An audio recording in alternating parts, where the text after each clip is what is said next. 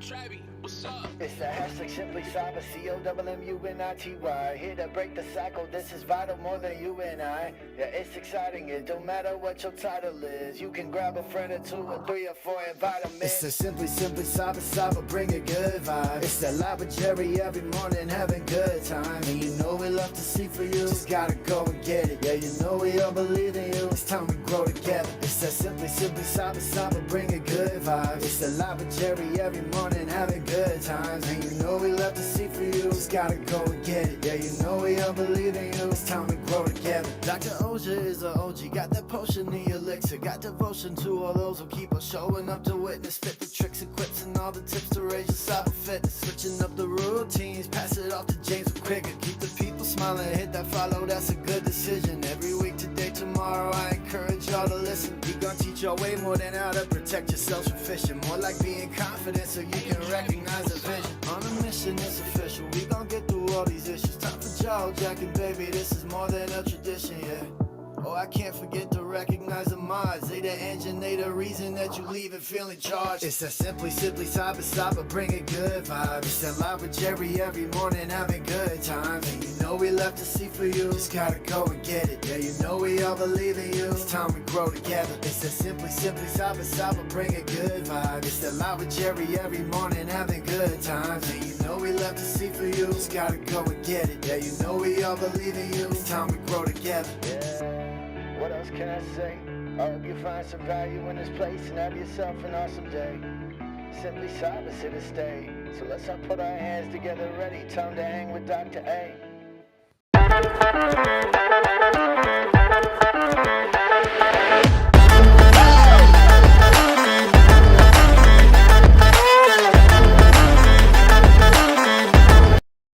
All right, good morning, everybody. Welcome to the party. Today is April 1st, April Fool's Day, 2025. This is episode 846 of your Simply Cyber Daily Cyber Threat Brief podcast. I am your host, Dr. Gerald Auger. And as a quick editorial note, if you've been here, this is our third year in a row of putting the Discord chat on stream instead of YouTube chat for April 1st. It's a little nod to April Fool's Day. Plus, it's kind of fun because you get the animated jiffies and all that stuff. So have some fun. Go over to Discord if you'd like. It's the live chat channel, ! Discord and chat if you want to grab it. Guys, over the next hour, me, you, Nightbot, Mara Levy, Marcus Kyler, Justin Gold, Haircut Fish, Code Brew in the Upstate, Amethyst Bridges, not the mod team because I can't see the mod. Jenny Housley's in here. Hello. Lara Flores, guys. Chuck Sapp's in the house. Haircut Fish bringing the heat. We are all going to be shredding with Phil Stafford. The hottest cyber news of the day. I'll be giving my expert opinion and analysis on each of those stories on what it means to you as a practitioner. So how can you use this information to drive cyber risk reduction for your business stakeholders? Also, if you're a solo operator and you're looking to, basically bounce ideas off of each other, like Augusta, Delgado, Kyle, know that the Simply Cyber community, whether on YouTube or Discord, is your virtual coworker workforce. You can bounce ideas. Obviously do not disclose anything sensitive. Hold on one second. Don't disclose anything sensitive. But know that you've got a friend here at Simply Cyber, at least one, if not 500. And those looking to break in the industry, let me tell you, we have fun here and we work hard. So work hard, play hard is what the deal is. But y'all, you're going to be asked in any job interview, how do you stay current on the industry? This right here is what we like to call in the industry a banger of an answer. Believe that. But you do have to pay attention and engage. Obviously, the jiffies are for fun, but if you are in a job interview, you might be able to just whip up some recent event and surprise those interviewers, right? So it's all about good times. Engage with each other. Hashtag Team SC. Now, I want you to know each episode of the Daily Cyber Threat Brief, I do not practice, rehearse, research, review, engage. You know why? Ain't nobody got time for that. Ain't nobody got time for that. Look at this. I can even do it live on stream right now. Ain't nobody got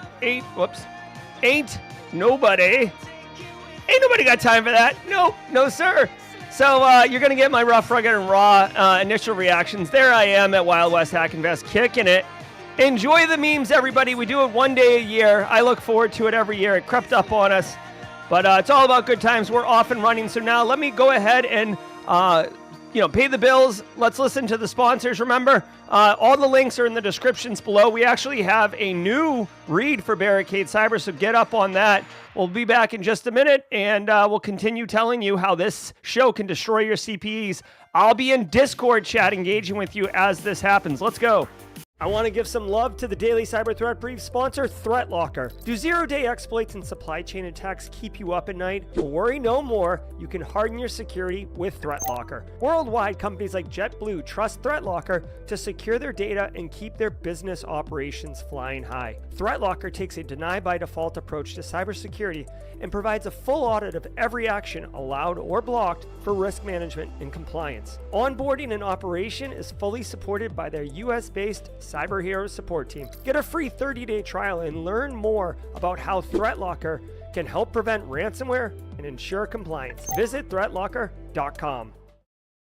Do you want cutting-edge, high-quality cybersecurity education regardless of financial position? Check this out. I want to give some love and some praise to Antisyphon Training, powered by Black Hills Information Security. Antisyphon Training is absolutely disrupting the traditional cybersecurity training industry by providing high-quality, cutting-edge education to everyone regardless of financial position. They bring industry professionals with years and years of experience into the classroom to teach you and anyone else who's interested practical skills that are in demand in the market today. And on top of that, the student experience is amazing as you and hundreds or thousands in some instances of other students are actively engaging, networking, sharing tips, tricks, and experiences with each other, all live in the classroom. Go to antisyphontraining.com, check out their course calendar to see what courses they have coming up next. You won't regret it. All right, I also want to say shout out to Delete Me, guys. Delete Me makes it quick and easy to safely remove your personal data online at a time when surveillance and data breaches are common enough to make everyone vulnerable. Oh, come on, Code Brew. I look up from the ad read and... Oh, God. Derailed. This is why we do Discord only once a year. I can't with you guys.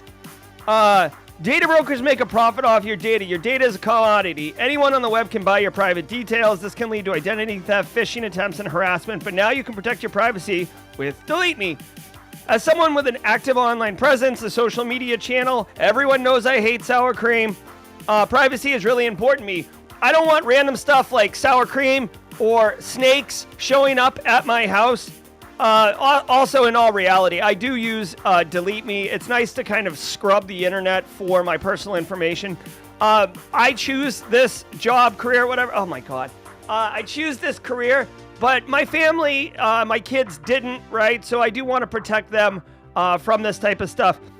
Take control of your data. Keep your private life private by signing up for Delete Me now at a special discount for our listeners. I literally, I see that picture, Dan, and my mouth starts, metal tasting. You guys know, when you're about to throw up and you get that extra saliva situation. I literally have to hold the ad read so I can't see the screen. Take control of your data. Keep your private life private by signing up for Delete Me now at a special discount for Simply Cyber listeners, even those who are putting memes on that are disrupting me. Get 20% off your Delete Me when you go to joindeleteme.com/simplycyber. Use promo code simplycyber at checkout. The only way to get 20% off is to go to joindeleteme.com/simplycyber and enter code simplycyber at checkout. That's joindeleteme.com/simplycyber. Code simplycyber. Oh my God. All right, you guys are putting me through my paces today, y'all. For reals. All right, guys. Also, a mouthful of pennies exactly, dude. All right, we got a new read for Barricade Cyber. Your Microsoft 365 environment is more than just tools. It's the backbone of your business. But with threats like business email compromise growing, a single breach could disrupt ops, damage your reputation, lead to fines. And that's where Fortify 365 from Barricade Cyber Solutions comes in. They've spent years tackling BEC and securing M365 tenants using proven standards like CISV8, NIST, and CISA guidelines. Their expertise ensures your system stays safe, compliant, and aligned with business goals. Here's how Barricade and Fortify 365 help. In-depth security assessments to uncover and fix vulnerabilities. They have an enhanced identity and access management to block unauthorized access. They have advanced threat protection to stop phishing and malware in their tracks. They have comprehensive data loss prevention to protect sensitive information. They have continuous monitoring for round-the-clock peace of mind. They tailor Fortify 365 to your specific needs, supporting compliance with regulations like GDPR, HIPAA, or PCI DSS, because securing your M365 tenant isn't just about tech, it's about protecting your business. Don't wait for a breach to act. Visit Fortify365.com. That's Fortify365.com today to learn how Fortify 365 can safeguard your M365 environment. Had to take a bunch of breaths on that one. Woo! All right. Hold on. Sorry. Ric Flair is right next to Miley Cyrus. I'm sorry. All right, there we go. All right, thank you, stream sponsors. Guys, I got to tell you, every single episode of the Daily Cyber Threat Brief is worth half a CPE, so say what's up in chat. Grab a screenshot. You have to do it on Discord today to grab that screenshot. Let me see here. Oh, there we go. Oh, yes, what's up? Love it, love it, love it. Okay, guys. Finally, hey, if today's your first episode, Space Tacos, I see you over on YouTube chat with the squad member renewal. Thank you. Guys, listen, there's a lot going on April 1st. Happy April Fool's Day.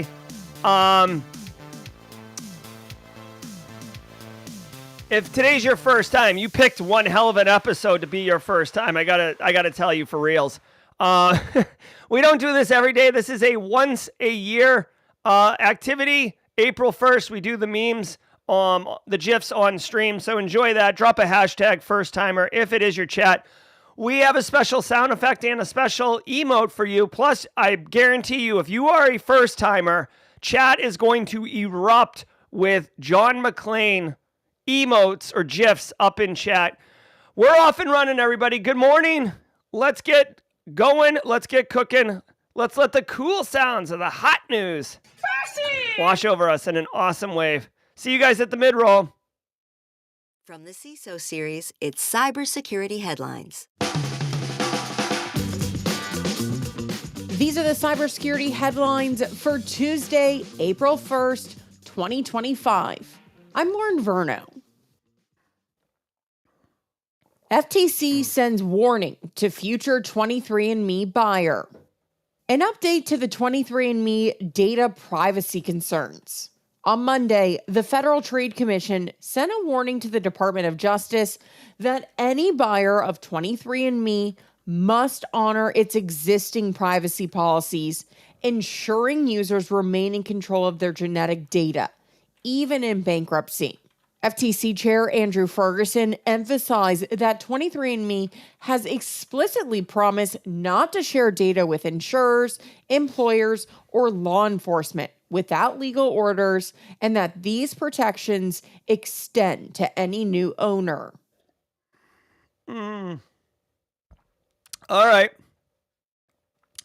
So all of our concerns about the 23andMe person purchasing it and then not upholding the privacy policies and the data handling, the FTC is coming in and saying, whoa, no, you got to do that. Okay, so here's my thing, okay?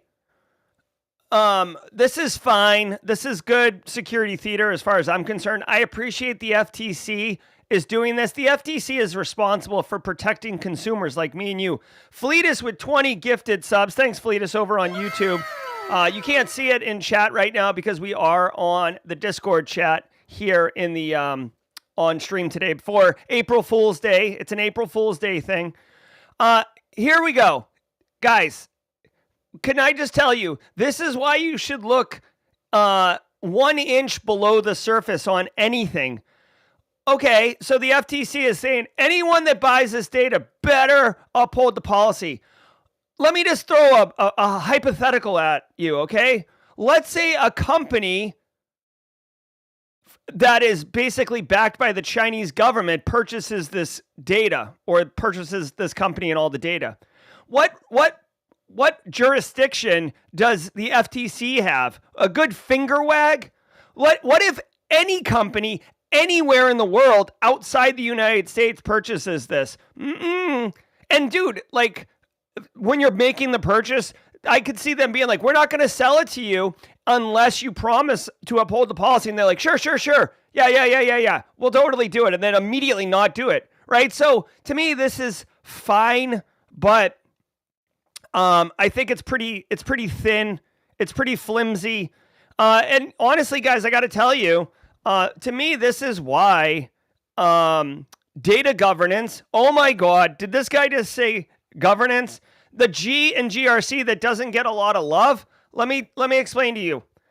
The reason data governance is important and why you should be thinking about it before things happen is for situations like this. So just hear me out, my GRC community, hashtag GRC Mafia.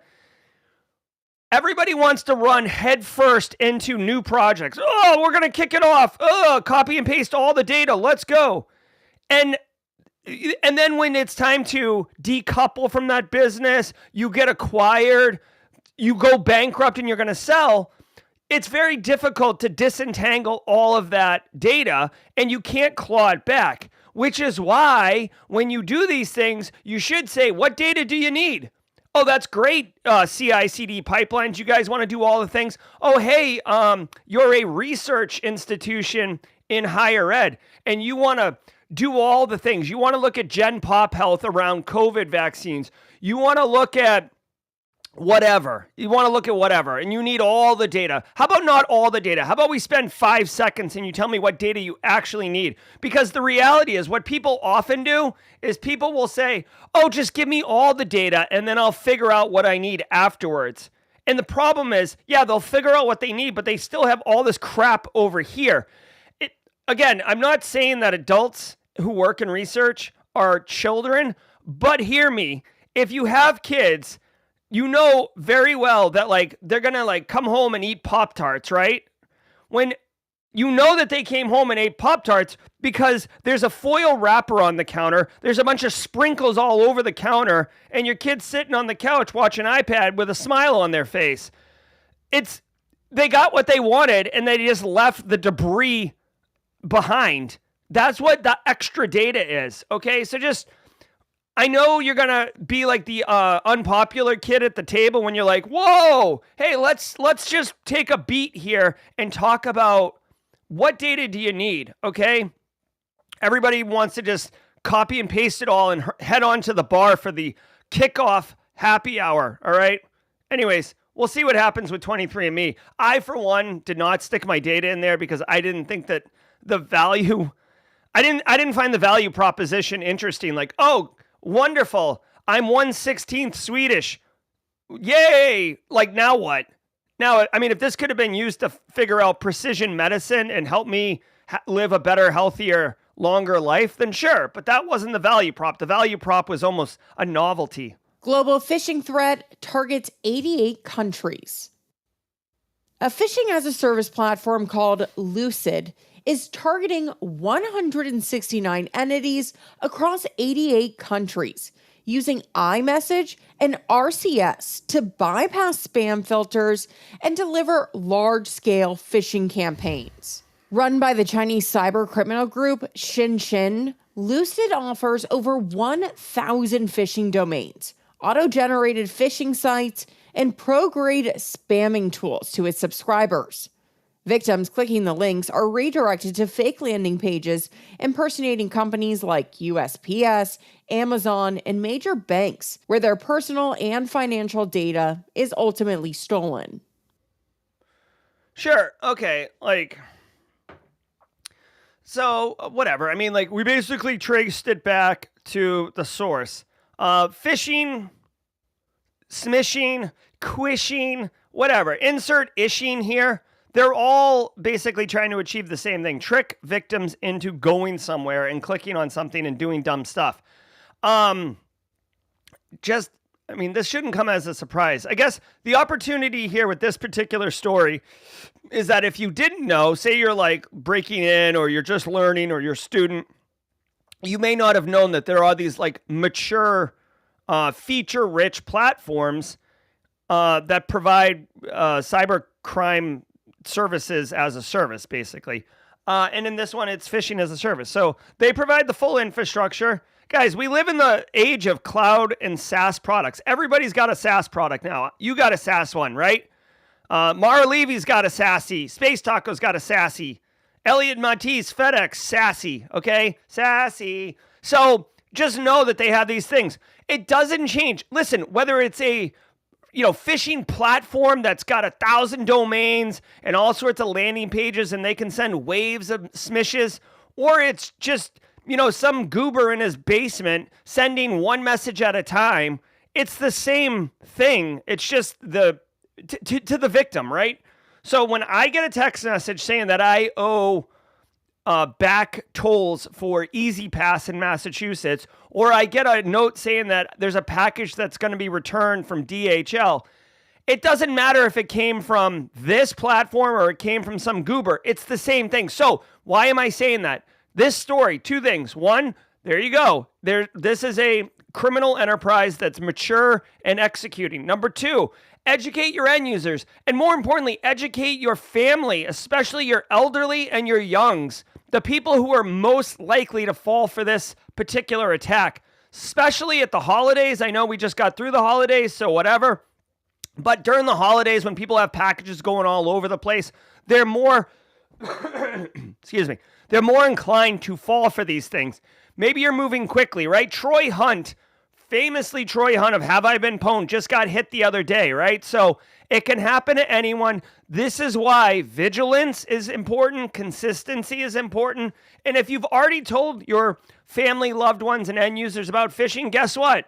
Now's the time to tell them again. Like, you can even kind of wrap it in. Did you know that these threat actors are super mature, super complicated, right? Let me see. To me, it's the Night's Watch, right? This is us right here. Okay, I know it's very grandiose, but like, this is me and Elliot Matisse looking out of the landscape on protecting our end users. Okay, Luke Canfield on. Let's get a Luke Canfield up in here and a Code Brew Night's Watch. All right, there we go. There it is. There's Code Brew standing right next to Luke Canfield. All right, excellent. Let's keep going. Samsung data breach tied to old stolen credentials. Credentials compromised in a 2021 raccoon infostealer infection and never changed led to the leak of 270,000 customer records from Samsung's Germany's ticketing system. The threat actor, Ghana, that's GHNA, exploited these stolen Spectos GmbH credentials, which remained unchanged for 4 years, to access Samsung's system and expose sensitive customer data, including names, addresses, emails, and transaction details. All right, so when I see a user account that hasn't been changed in 4 years for credentials, that's obviously not behind multi-factor authentication. There we go. That seems appropriate. If you don't know, that's a famous scene from Key and Peele, the substitute skit. Son of a... Like, come on, bro. All right, so a lot of these companies, whether it's Samsung or, whatever, insert company here, Apple, Samsung, any Fortune 500 company, they're going to have ticketing systems for routing support desk tickets for employees, for routing customer complaints and stuff like that. It's all that stuff, right?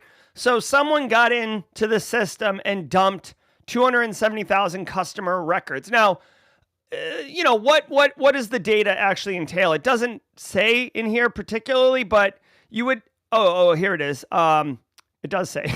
Whoops. You are so dumb. Okay. You are really dumb. For real. Okay. It includes transaction information, order numbers, tracking URLs, interactions and comms between customers and Samsung. Honestly, guys, I don't think this is terribly that much information, right? Names, email address, etc. You can do some phishing where you pretend to be Samsung. You could do some phishing or you can input their email addresses and have like these phishing as a service platforms email them. But this, maybe there's some credentials inside of some of the communication records, but for the most part, here's my thing. And I hate this. I'm not diminishing this, but not all data dumps, not all data breaches are created equal. Okay. If you get my bank account information and my balances and all that, that's more sensitive than like my email address that you could probably go onto hunter.io and pull. You know what I'm saying? So this isn't good, but I guess the TLDR here, again, for GRC people, I do feel like GRC is a thing. Also, quick shout out to the shirt, Run GRC, right? I'm repping GRC up in this piece. When you're doing the impact and likelihood risk analysis, or you're having the conversation post-breach about how bad is this, how do we react, how do we respond, or preventatively talking about what do we need to protect these things, don't treat all systems, don't treat all data as the same. Now, having said that, pretty gross here that they had creds that didn't rotate for 4 years. I am the first person that will say I'm all about not having to change credentials. If I want 16 or more characters, which by the way is wicked easy with a passphrase. So I want 16 or more characters, and I want multi-factor authentication. And then you know what? You can keep your password until you retire, for all I care. But not rotating your creds, not having multi-factor authentication, that's a problem. Raccoon Info Stealer, it's the same as like Luma, Redline, whatever. You're going to get got, okay? Also, don't reuse your credentials. That's a bad move. North Korea's fake worker schemes getting worse. North Korean operatives aren't just freelancing. They're securing full-time IT and engineering roles, gaining deep access to enterprise networks under legitimate employment. DTEX's investigation found these insiders operating in Fortune 2000 companies with privileged access to systems, remote tools, and the ability to pivot into supply chain partners. Now, the workers, often teams posing as one high-performing individual, are funneling salaries back to Pyongyang. But experts warn financial motives could shift to espionage or sabotage. And a note for recruiters, forcing job candidates to be on camera and show government-issued ID is also not proving to be enough. Researchers suggest watching for social red flags, such as candidates looking away for prompts during interviews or avoiding casual conversation about personal interest. Listen, okay, like, dude, okay. So, I'm sorry, you guys didn't want to look at my big face. Okay, so North Korea is getting good at, like, not just basically getting a job and then infecting the machine with malware. They're actually getting jobs and then exploiting their access. They're sending their paychecks back to North Korea and exploiting their access. Now, a couple things for this story. Number one, oh, hold on. What the hell? Oh, they said Fortune 2000 companies. What? I guess Simply Cyber is a Fortune 200,000 company. We're doing all right in 2025, everybody. Let's, woo! We're a Fortune 200,000 company. So it's like, come on, what are you doing? Fortune 500, Fortune 50, Fortune 10, like Fortune 2000, bit of a reach. Second of all, dude, here's my thing. People are having a tough time getting a job, yet North Korea is able to like get jobs. Like, Second of all, and I know this from I listened to a couple Darknet Diaries. Guys, if you're hiring, I've hired people, throughout my career. One of the red flags to me, and you tell me if I'm being over like not fair, okay? I've heard multiple times where like you ask a question like explain, DJ BSEC, we did it. Fortune 1 million. Woo! Okay, so listen, this is a real example, okay? Explain to me what DNS is, okay? Like something like that. Explain to me what DNS is or how you would update DNS or whatever, okay? And then the candidate whose camera doesn't work, okay, takes like 5 minutes before they speak, and then they speak with the answer. Like, to me, I'm all about a candidate being like, give me a moment to think about that. I'll give you 10 seconds, 30 seconds, maybe. 5 minutes though, bro? Like, you clearly went and got the answer. And what's happening is that individual is actually a team of individuals, and they're collaborating on what the response is going to be. And obviously, it's not like DNS. It'll be like, how would you give me an algorithm for how you would do bubble sorting or something like that, or give me an optimized pseudocode on how to find the largest palindrome in a string, like something like that. But dude, if you're not turning your camera on, if you're not responding in like a normal conversational engagement, I'm not gonna hire you because you're sus, okay? Now they did mention, clearly these people are getting jobs. I do want to point out, here's another thing, GRC people. And guys, this is a really tough one for us as practitioners to influence. What I would say is we as practitioners are more likely to identify this after the person has been hired and starts doing sus things than beforehand. But here's what we should be warning about, okay? Number one, capitalism, if this person's like, I'll work for $20,000 under what you're advertising, that's very appealing to the business. Oh, I can hire this person that can do the job and they're going to cost less. Let's go, right? So we're fighting an uphill battle. What I would say is with new hires, usually when someone gives their resignation, we pull the data logs for 90 days back and see if they've been exfilling data and whatever. But what I would say is, for new hires, dude, limit their access, keep an eye on them, etc. You want to welcome them into the family, but for real. Second of all, and this is something that happens all the time, and please use all the animated GIFs in Discord that you can if this resonates with you. A major lazy ass, I'm sorry, oh my God, I don't have the beep anymore, but a major lazy thing is, we just hired North Korean guy. He's going to be helping Jerry.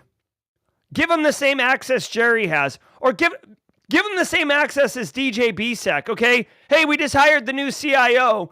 He's going to be helping DJ BSEC.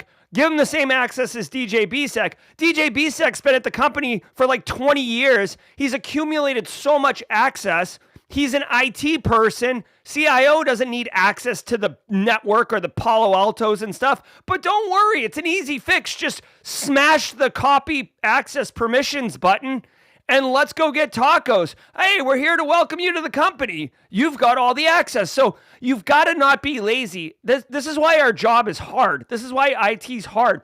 You need to make sure that they're getting the access they need, not the access that is like someone else who's accumulated all the freaking access all over the things, right? Anyways, yeah, let's go. A huge thanks to our sponsor, Qualys. Overwhelmed by noise in your cybersecurity processes? Cut through the clutter with Qualys's Enterprise True Risk Management. Quantify your cyber risk in clear financial terms and focus on what matters most. Actionable insights help you prioritize critical threats, streamline remediation, and accelerate risk reduction while effectively communicating impact to stakeholders. Empower your cybersecurity strategy with tools that drive faster, smarter, and more efficient risk management. Your secure future starts today with Qualys Enterprise True Risk Management. Visit Qualys.com/ETM for more information. That's QUALYS. All right, let's go.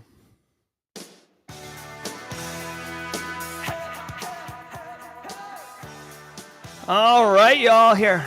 Because we're on April 1st, April Fool's Day, we can do stuff like this.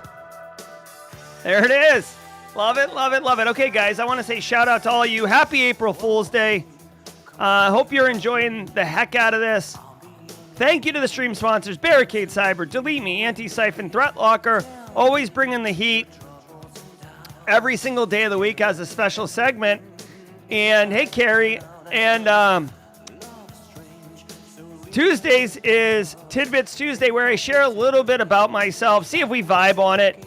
I got to tell you a couple things. Number one, I love the GIFs. I wish we could have the GIFs. I'm not jealous, but like I really appreciate how when Antisyphon and Black Hills do streams, they're able to like have this on stage. I think it's so cool. It's not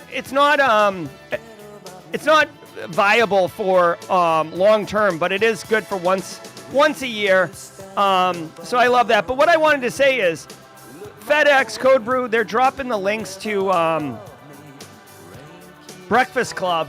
I got to tell you, I did theater in high school. I don't know if anyone else did drama or theater. A lot of people in cyber actually are either band kids or theater kids. But I did drama. I love it. I love acting. I love the discipline of acting.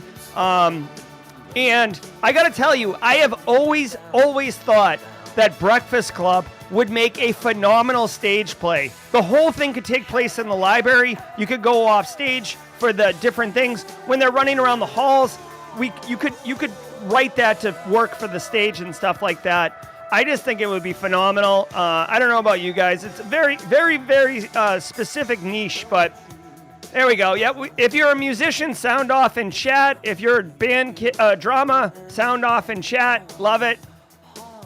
That's one of the reasons I love Wild West Hackin' Fest. There's the open mic night. All that. All right, guys. Such a good one. It is a Tuesday, so I do have a to go to Citadel. So let's get back to the news. I'm gonna jump ahead. Hey, Alpha Sierra is on leave because she's serving our country. So I don't know who's going to be managing the laws, but maybe we could get a band kid, band geek, Tony Jack, someone to run the laws. Let's get it going. Here we go. Get ready. About 5 seconds here.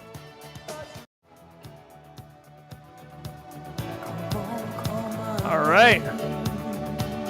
I wrestled and did drama. Those are my sports. Wrestling and drama.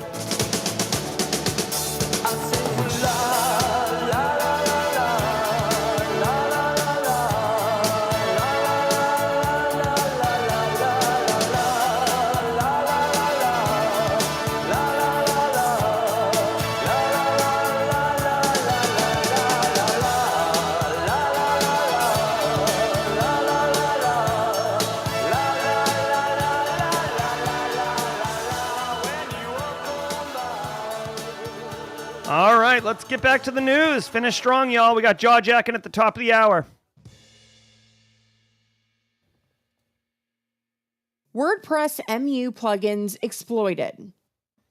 Malicious actors have been exploiting the MU plugins directory in WordPress to hide malware and evade standard security checks.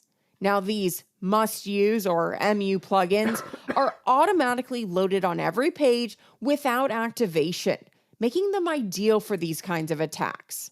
Attackers are using files like redirect.php and index.php to redirect visitors to malicious sites, create web shells for command execution, and then inject harmful content.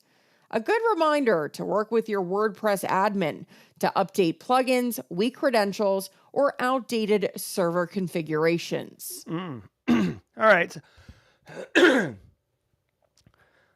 So a couple things here. Obviously, WordPress is notoriously been a basically a petri dish for threat actors, simply because it's like, to me, Android, WordPress is kind of like Android. Like, it allows you so much flexibility and so much custom configuration. That's awesome. So you can get it built for what you want, but at the same time, it it enables a huge attack surface, especially if you're not keeping it clean.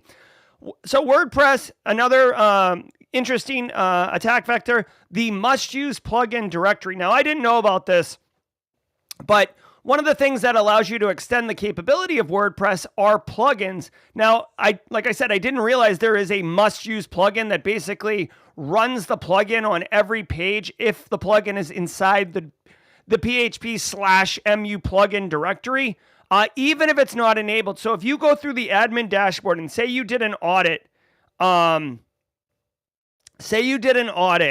and you're like, oh, this is great. This WordPress has all of the plugins disabled. This website is good to go. It would still execute. So what I would say is if you're running WordPress in your environment, definitely look at this particular directory. You can see it on stage right now, wp-content/mu-plugins. If it were me, what I would do is I'd write a detection. Oh my God, someone tell Wading Through Logs that I'm dabbling in detection engineering. But I would write a detection, honestly, that just monitors that directory and looks for new files being written to it, right? I mean, how often should files be written to this thing? That's what I think. Now, I do want to do a quick shout out. This is going to break the Discord chat here. But I want to share something with you.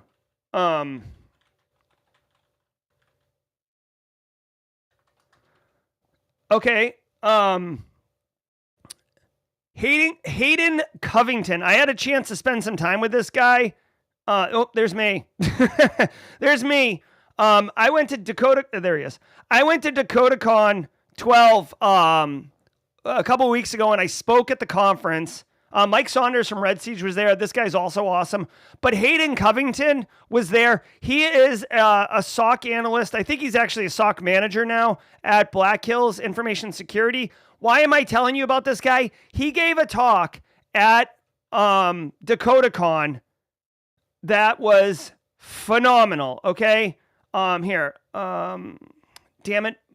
Can someone, this is going to be hard, but can Ahmad, Justin, Jenny, Kim, Joseph, whoever, can someone get me, DakotaCon streamed the entire track as one long 8-hour video. Hayden went on at 2 p.m. local, which would be like halfway through the conference.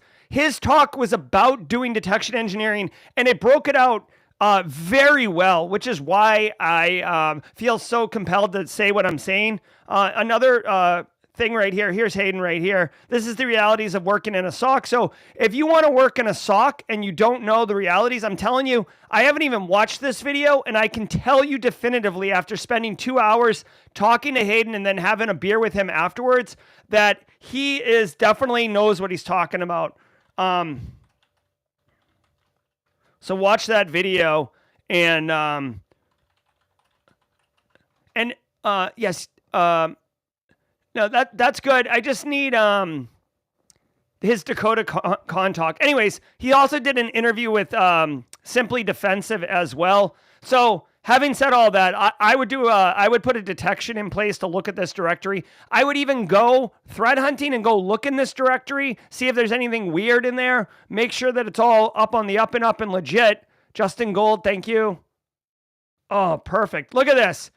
This is it. Justin Gold. This kid's straight nails. This is it right here. I sat through this entire talk. It was about an hour long. The detection engineering process. If you don't know what detection engineering is, or you want to make sure that you understand what it is, this 1 hour talk is worth every second of your time. And when I tell you that, time is literally my most valuable asset. You guys know I'm wicked busy all the time. I'm very, very selective with how I spend my time.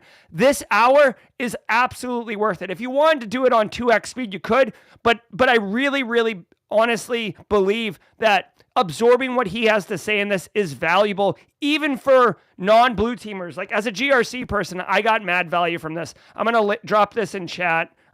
Justin Gold also dropped it in chat. Thank you, Justin. Canadian hacker arrested.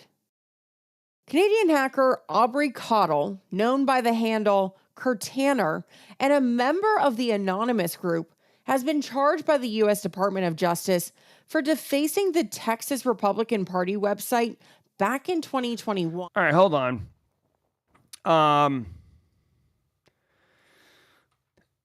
CISO series put the wrong hyperlink here, so I can't really use it that way. Here we go. Now I fixed it. And stealing personal data from their server. Qakbot allegedly accessed the website through a breach of its hosting provider, Epic, and released 180 gigabytes of stolen data.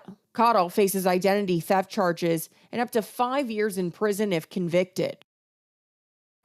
All right. I mean, dude, F around and find out.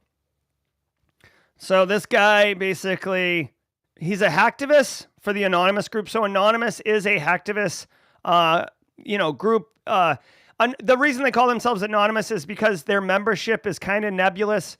And they kind of surface, basically they surface and then go down and then surface and then go down. This particular individual, basically hacked into a backup web server. Oh my God. Hacked into a backup web server and dumped the data, which then allowed them to, and then he released it publicly. Okay. So he also defaced the Republican Party of Texas website with lots of activism type stuff. Unfortunately, the OPSEC wasn't good because they had an IP address. And basically the FBI went to the ISP and did it. So a couple lessons learned here. I'm not going to speak to, this show isn't about politics, okay? This isn't about politics. This isn't about, activism or ideological motivations. What I would say is two things. Okay, because remember, what I'm trying to do with the news here, obviously, it's a multi-pronged show. You should know that this is the story on its surface, okay? So you're getting briefed on the news. What I want to do is go deeper and provide value to you. This one right here, they hacked a backup web server. When you have a real commercial environment, you typically have a dev environment, a test environment, and a production environment.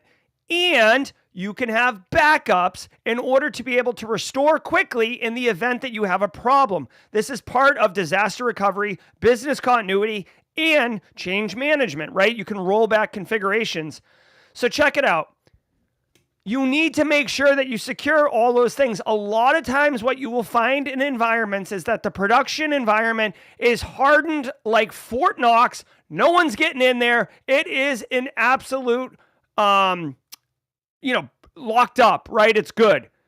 But then the test environment is like way more squishy. And the dev environment's typically a little bit more secure. And honestly, in my experience, the dev environment isn't secure because of security. It's more secure because they want the dev people, the testers, the QA, the dev team, they want to make sure that the test environment is not really dink around because you want the tests to work accurately so you can know if you can push it to production or whatever. So the dev environments are typically squishy and backup environments can be too. We can use tools like AMASS, AMASS, for subdomain enumeration, which means even if you can't Google backup.simplycyber.io, even if you can't Google it, if you use domain name enumeration to brute force across a list of known subdomains, you can discover it. And there you go. If it's internet facing, boom, baby, boom. So make sure when you're doing your environments to make sure that they're secure. Yeah, scan them. Use tools like Shodan Monitor to keep an eye out. Use vulnerability scanners to scan those IP addresses and find them. But also, maybe occasionally, you can use domain name enumeration tools, not for the TLD domain like simplycyber.io, but for the subdomains like backup.simplycyber, newsletter.simplycyber, testenv.simplycyber, right? Like all these things are out there. This is like step one of bug bounty, right? And web application security. Anyways, this dude, it sounds like he's going to jail. Qakbot Banking Trojan is back. The Qakbot Banking Trojan has resurfaced in a wave of attacks leveraging the emerging ClickFix technique, which uses fake CAPTCHA verifications to trick users into executing malicious payloads. The attacks target industries like healthcare, government, and construction, with links posted on LinkedIn and other social media sites. Despite an international effort to dismantle Qakbot's infrastructure back in 2023, the malware continues to evolve using social engineering tactics to gain initial access and deploy further malicious software. All right. Qakbot is definitely a... Oh, yeah, I should have played that. Regulators, mount up. Thank you, SCole07. Good point. I forgot about the regulators. Attackers on LinkedIn post fake websites, and people complete malicious CAPTCHA challenges to install malware. So, okay, what I want to know is, first of all, Qakbot was a banking Trojan. A banking Trojan, it's the payload it deploys. It is quite effective, and you can use it to do other things, right? To push other payloads. And it's used now for a ClickFix technique for installing malware, which I'm going to try to figure this out. Like, just clicking on the CAPTCHA does not install malware, okay? Really quickly. That's not how it works. Let me read what they're doing here.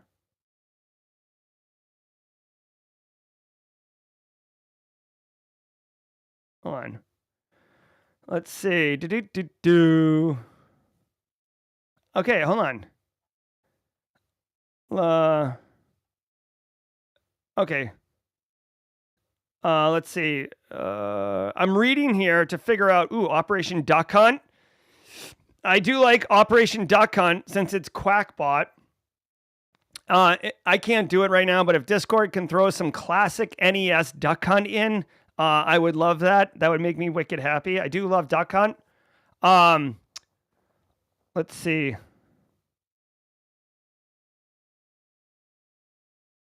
Thank you, Carrie. Perfect. I don't get it. Like, I'm trying to... Here we go. It asks a victim to fix something, such as a faulty software update, by solving a CAPTCHA to prove they're human. The process requires opening Windows PowerShell and pasting code to solve the puzzle. Okay. So here's the deal. I was getting confused because they have the picture of the I'm a human CAPTCHA right here on stream. You see it? I'm not a robot. Everybody's familiar with this. For some reason, I don't know, because they put it in the freaking story, I thought this had something to do with it, which made no sense how this could deploy malware. What is actually happening is you get sent a link or whatever, and then it says, hey, we need to prove you're a human. Copy this code, open a Windows command shell, paste it in, and hit enter. That'll prove you're human. You're executing PowerShell. Please, this seems so easy to prevent. Tell your end users they will never be asked to open a command line, a terminal shell. Most of your end users don't know what a freaking terminal shell is, and I know they're just going to click through, but basically say, hey, listen, let me see. Hey, listen, you see this? You are at risk. Do not do this. You're going to say, hey, threat actors are convincing people to open this black window and paste stuff into it. You don't have to get into PowerShell. You don't have to get into Qakbot. You don't have to mention Operation Duck Hunt. You don't have to mention banking Trojans. You mention any of those things and people are going to be like, I'm out of here, right? Like, hey, did you know that there's a next level Qakbot malware banking Trojan that's resurfacing? I'm sorry, I'm no longer listening to you. Can you tell me when this webinar is over? Because I'd like to get the hell out of here.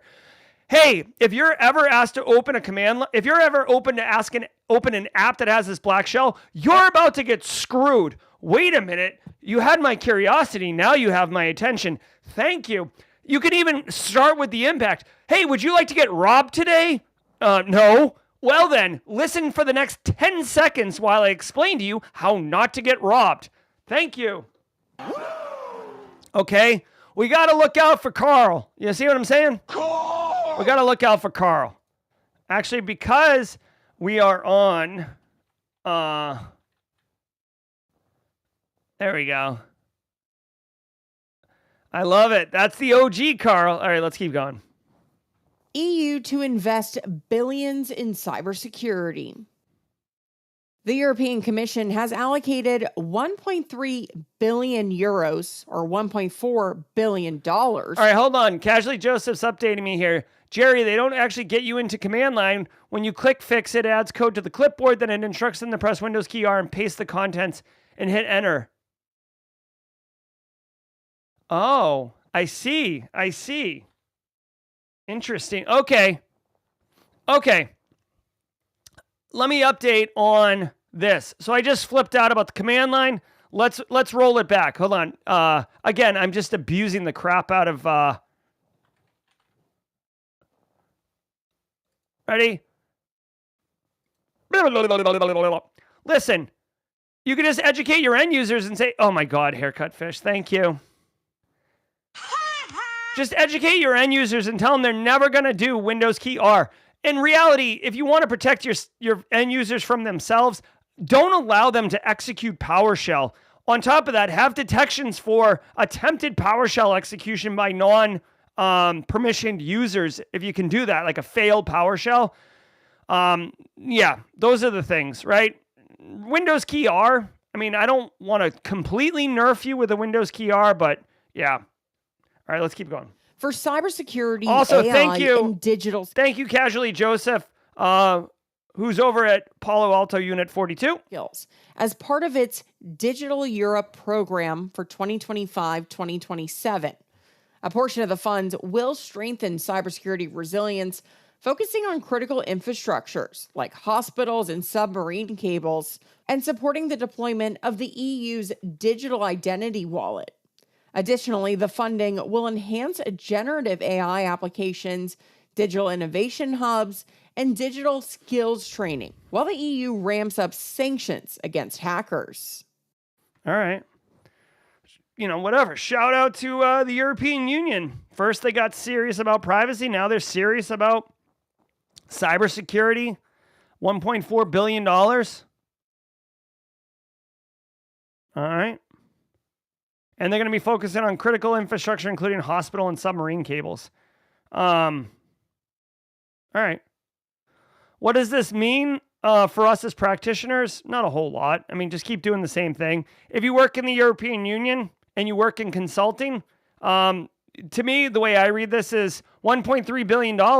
That means straight cash, homie. Straight cash, homie. So likely, take it easy, Jenny Housley.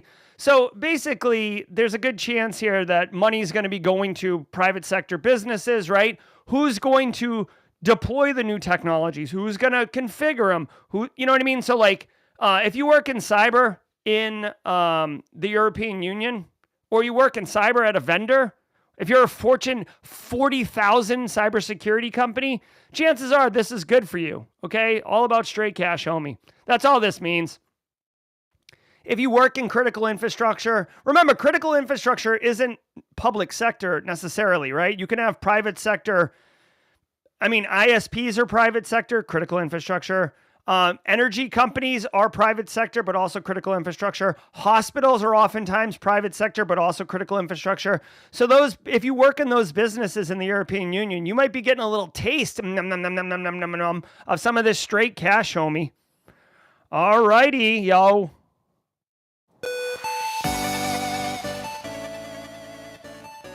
All right.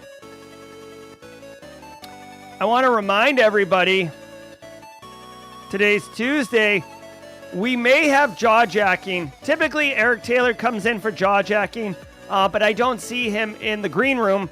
I do have to go to teach, so I'll do 1 minute.